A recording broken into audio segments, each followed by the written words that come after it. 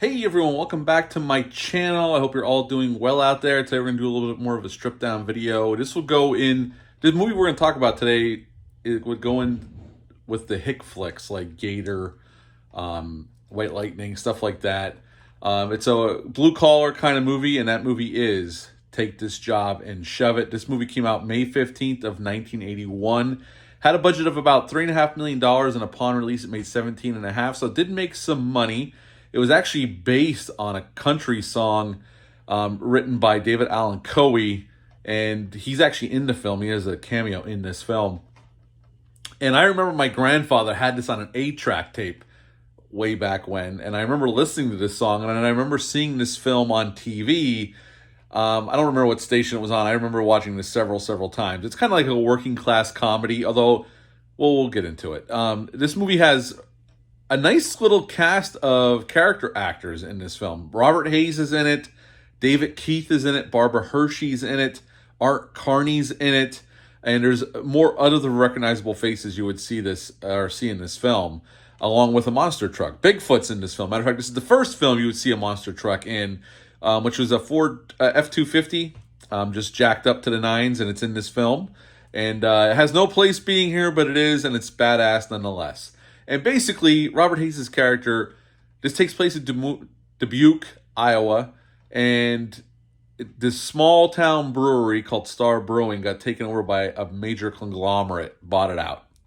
And Robert Hays is from Dubuque, but he moved out and he's living in the big city and he works for his corporation. He is tasked to going to his hometown to retrofit the brewery so they can get out more product, more beer. So it's going to be a nationwide brewery. It's going to provide more beer for more parts of the U.S. instead of a local, statewide brewery. So he has to go back to his hometown, convince the people that knew him when he was younger and he grew up with that this is the way. And he gets, obviously, some of the folks that have been working in their whole lives and live in this small town are hesitant to go along with the changes he wants to make. And eventually he realizes that what this major conglomerate is doing is the wrong way. They changed the beer recipe. The beer is not as good as it used to be. So him and a bunch of guys he went to high school with, and Barbara Hershey's character, which him and Barbara Hershey used to go out in the past, and now they're rekindling that romance, decide there's this old brewery building in town it's a smaller building, but she talks them into buying the building and opening up their own brewery and getting away from the major conglomerates, which some of them go in on it. And at the end, they basically take revenge on this corporation by smashing a bunch of beer, hosing them down with water, and deciding to quit their jobs, basically take this job and shove it. And that's how the movie ends. So what to like about this film? Well, the cast is pretty damn good in this film. There's a lot of recognizable faces here early in their career. They would go on to bigger and better things later on. And this is definitely the definition of a blue-collar comedy. A movie that I would say reminds me of this movie, although I think it's better than this film, is Gung Ho. It came out later in the 80s, directed by Ron Howard, starring Michael Keaton. And John Turturro's in that film. I really like Gung Ho. It's a definitely underrated film from the 80s. This isn't a laugh-out-loud movie. It's humorous. There's some funny things in it. There's some odd choices with the humor in this film, for sure, from the director. They put some odd, supposedly comedic sound noises in it at weird times. It only happens a handful of times in the movie. It's so out of place, it's unbelievable. Now, this was a low-budget affair.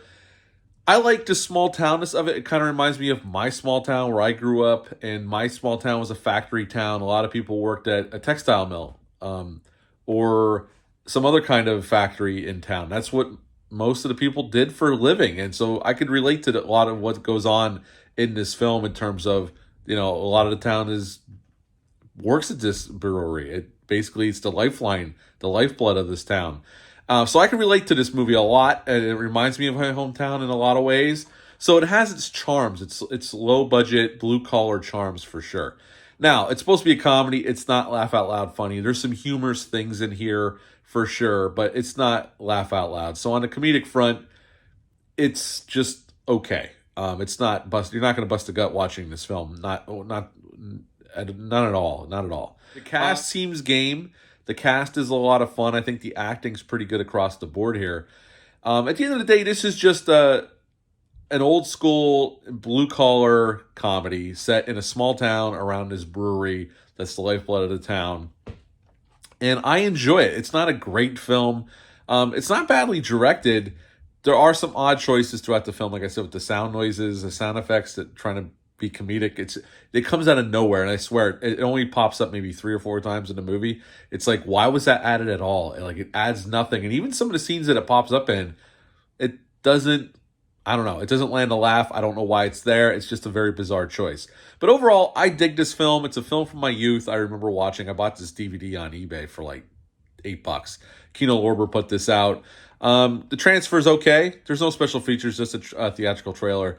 But I had a good time revisiting this film. This is not going to win any awards. It's not going to make anybody's top 10 lists or top 100 films of all time. But I enjoy it for what it is. And at the end of the day, I would give Take This Job and Shove It a 6.5 out of 10. 6.5 out of 10 for Take This Job and Shove It. Have you ever seen this film? Have you ever heard the song that the movie's based on? Leave a comment down below. Let me know. Hit the thumbs up. Hit the subscribe button. Share this video. I greatly would appreciate that. I'll be back soon with some more reviews. But until next time, bye.